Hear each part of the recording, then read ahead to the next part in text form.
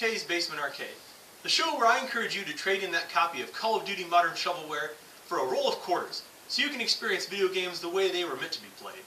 Tonight we're going to be playing a game straight out of 1994, Puzzle Bobble, by Taito for the Neo-Geo MVS arcade system. And joining me for a two-player versus match will be my lovely wife, Betty. Hi, YouTube! Are you guys ready to watch me take him down? We'll see about that. Follow us. The Neo-Geo MVS arcade system was very innovative for its time. Instead of games coming on a dedicated board set, it came on cartridges like this, which was both economical and in some models, such as this floor slot, allowed arcade operators to fit several games in a single floor space. I'll go more into the hardware at a later date. Right now I gotta swap out this cartridge.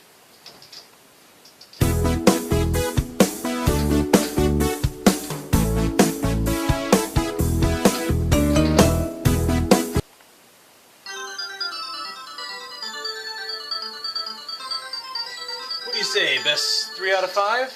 Oh, you're so on. Winners don't do drugs. Remember that, kids. Winners do not do drugs. Let's do this thing. Oh yeah, and recycle. Don't forget to recycle. Do what the Neo-Geo tells you. It knows all. Let's go. Alright, Puzzle Bobble.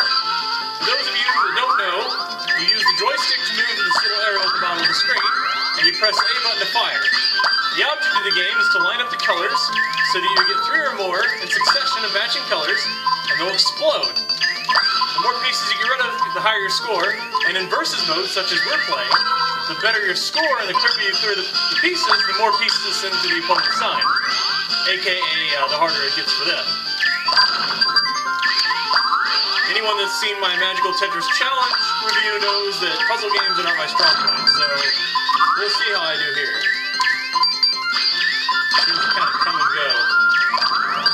You can also blow more pieces up at a time by blowing up surrounding pieces. Like you saw just a bit ago there, I cleared the red and got rid of all the pieces surrounding it, and if you get past this line, you die.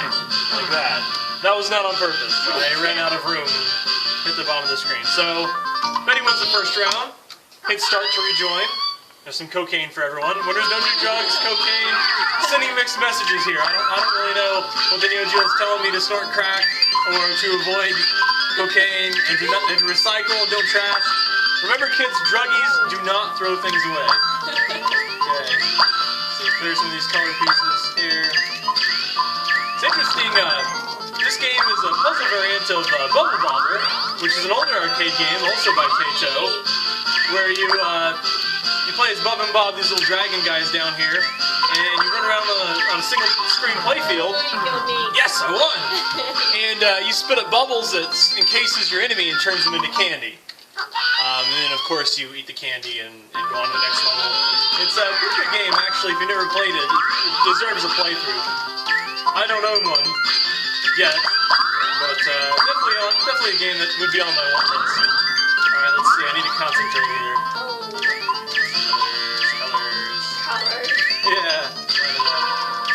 This game gets hard, too. If you play single-player mode, basically it just has a bunch of predetermined puzzles you play in succession. It gets faster and harder.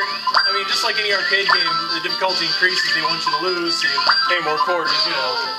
I like that, though. I like that about an arcade game. It's got a sense of challenge, you know? I mean, a lot of games you just hit start to continue, especially nowadays. You just die, there's no penalty. In arcade games, though, you've got to pay. You got to pay for your life.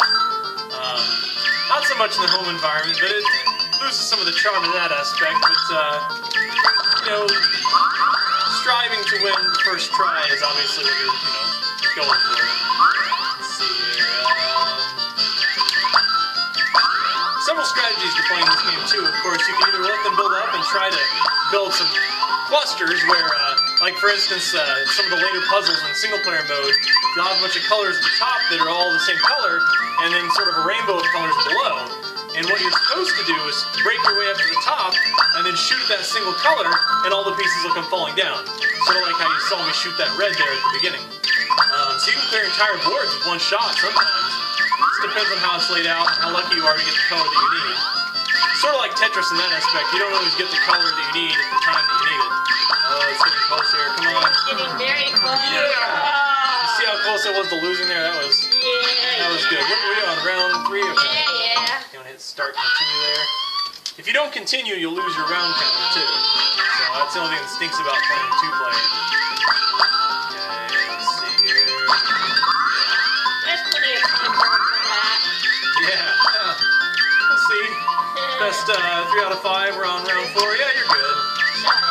Let's see. But just so you know, folks, I don't know who beat her. I mean, we did a take before this. It was absolutely terrible, and she won. So we're just lucking out there. But like I said, it comes and it goes. Orange. Oh, Blue.